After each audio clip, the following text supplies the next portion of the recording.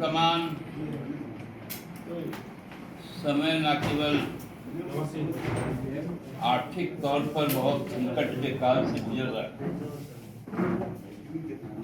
वरन सामाजिक वातावरण भी बहुत तेजी से भयावह स्थिति की ओर जा रहा है। हमारा आर्थिक संकट तो एक जगह है ही जो विगत 12 वर्षों में जो बदतर हालत में पहुंची, और ये अब मानना हम लोग विगत 10 वर्षों से चिल्ला रहे थे, लेकिन अब आरबीआई और भाजपा सरकार के पहलकार रहे जितने भी अर्थशास्त्री अब वो खुलकर बोलने लगे हैं कि चुनाव जीतना अलग विषय है, लेकिन देश चलाना अलग विषय है। आपने देश के आर्थिक स्थिति, निजी प्रचार और सफलता की जिस प्रकार से अनदेखा किया है, और हम कह सकते हैं कि जो प्रतिरूप आपने गढ़ने का प्रयास किया, माननीय प्रधानमंत्री जी का 2 दिन पहले समाप्त हुआ विदेश यात्रा और उसके अंतिम दिन जो तस्वीरें सामने आई, उन्होंने 7 समंदर पार से भारत की तंगहाली पर एक ऐसा हंसी हंसा कि पूरा देश शर्मसार हो गया।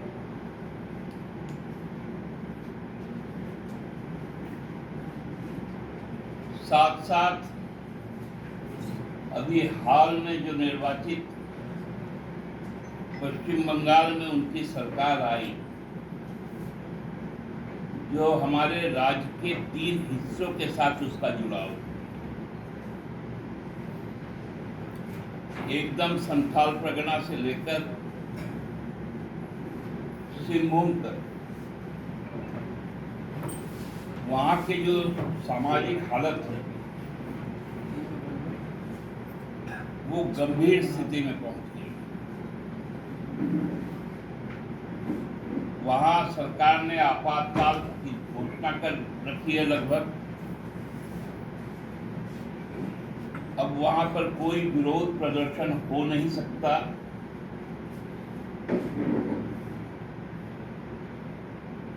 जो बकरीद के दिन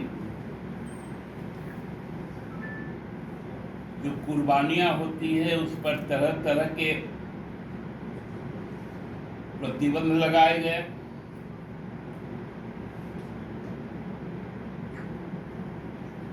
ये चीजें स्पष्टतः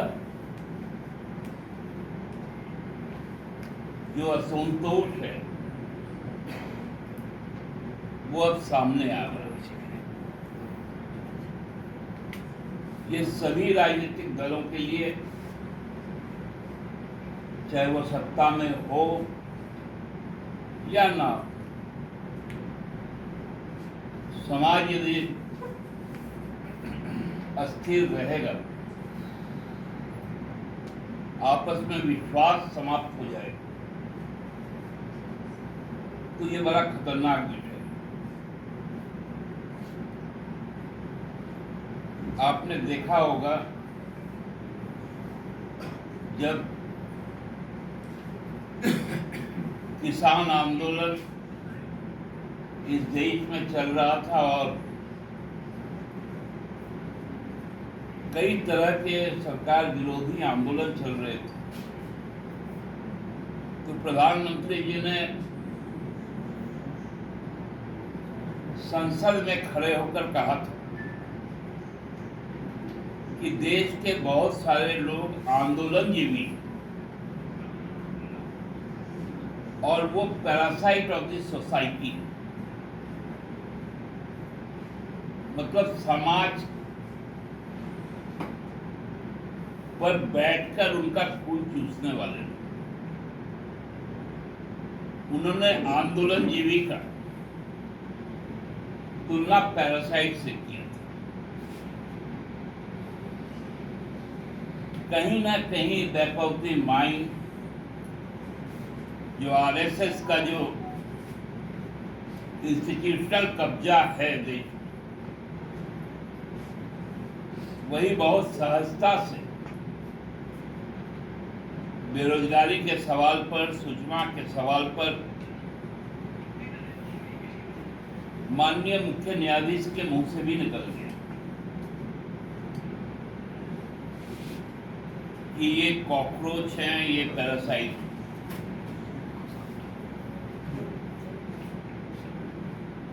बाद में हालांकि वो लोग सफाई दी, लेकिन उन्होंने सफाई में ये कहा कि मैंने वैसे फर्जी वकीलों के बारे में कहा जो गलत डिग्री लाकर यहाँ किसी केस की पैरवी करने आया। ये तो और भी आपत्तिजनक है, क्योंकि कोई भी वकील को पैरवी करने के पहले बार काउंसिल की सदस्यता लेना पड़ता है।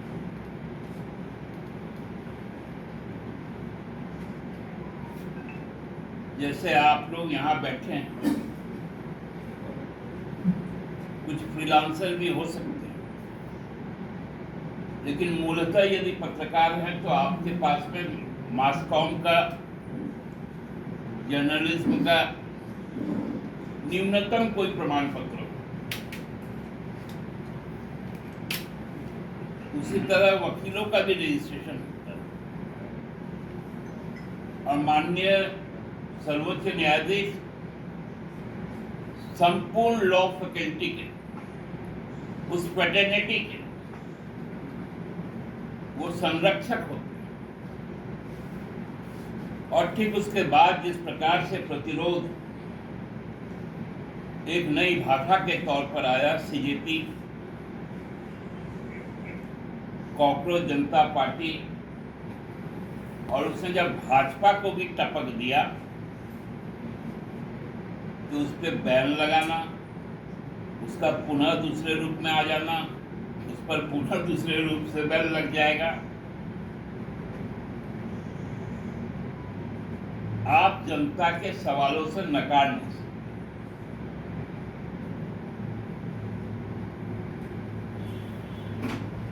आप इस तरह के जो सांप्रदायिक माहौल बना रहे हैं और देश की आर्थिक संकट को टाल रहे हैं, संकट टलता नहीं।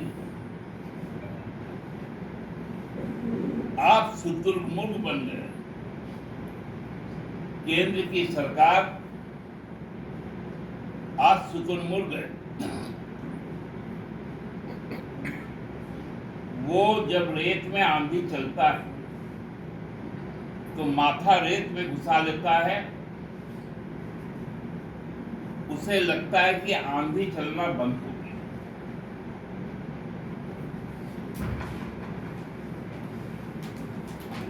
हमारे प्रधानमंत्री जी नीरो बन गए।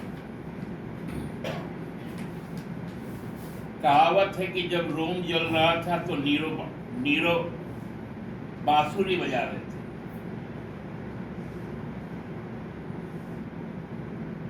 और इसीलिए उन्होंने बांसुरी तो नहीं बजाया, उन्होंने प्रहसन की एक ऐसी हंसी सामने लाई जो राज्य सरकारों के लिए भी एक बड़ा भयावह संकेत है। हमारे राज्य में जीएसटी का पैसा नहीं आ रहा। जो भी राज्य की कल्याणकारी योजनाएं हैं जिसमें केंद्र सरकार का सहायता होता है, सहायता, और ये फेडरल सिस्टम का एक स्थापित मूल्य किसी योजना में 1 रुपए नहीं आना राज्य सरकार के कमर को तोड़ने का काम कर हमारे राज्य के साथ जिस तरह का व्यवहार हो रहा है, इस आर्थिक संकट काल में हम पर दोहरी मार पड़ी। पुराने बकाये तो छोड़ दी,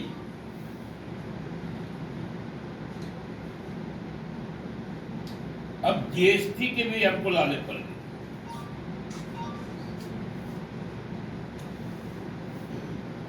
जो हमारा पैसा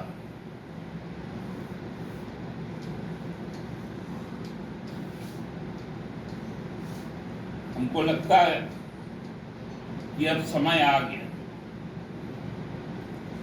कि इस महंगाई और आर्थिक बदहाली के लिए केंद्र सरकार के खिलाफ अब जनता को गोलबंद होना होगा। और हमने पहले भी 7 तारीख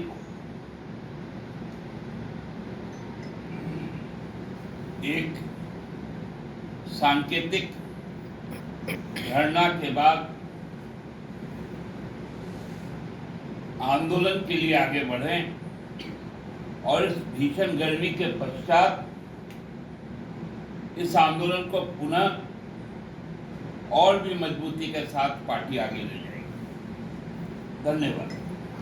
पड़ोस में यदि आग लगता है तो आपका भी घर उस हवा के लपेट में आ सकता है। हमारी चिंता इस बात